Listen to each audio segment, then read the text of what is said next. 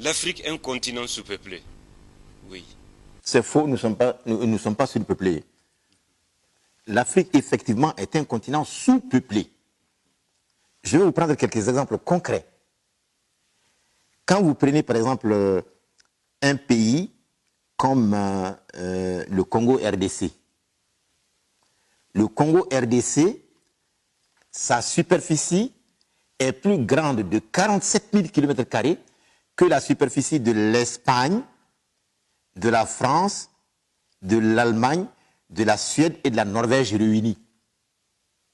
Ces 5 pays. Leur superficie, quand tu les réunis, la superficie du Congo RDC est plus grande que la superficie de ces 5 pays réunis de 47 000 km². Et ces 5 pays réunis font à peu près 290 millions d'habitants, alors que le Congo RDC ne fait que 86 millions d'habitants. Vous prenez un pays comme le Gabon. La superficie du Gabon est 2 fois plus grande que la superficie du Bangladesh.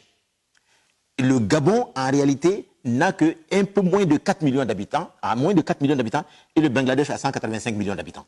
Soyons sérieux. On va enseigner à nos enfants qu'en Kadobo, Dinguro, là, on est très nombreux.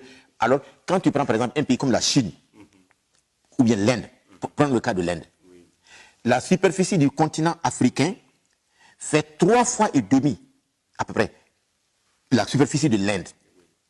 Or, l'Inde est plus peuplée que tout le continent africain réuni de 100 millions d'habitants. Et voilà des choses simples qui sont là sous nos yeux à tous les jours, qu'on doit apprendre à nos enfants, au lieu qu'on vienne leur mentir. Et qu'on nous amène des plannings familiales, de ceci, cela, pour dire qu'il faut réduire les naissances, il faut ceci, ça, il faut ceci. Mais c'est pourquoi nous devons enfin nous réveiller en Afrique.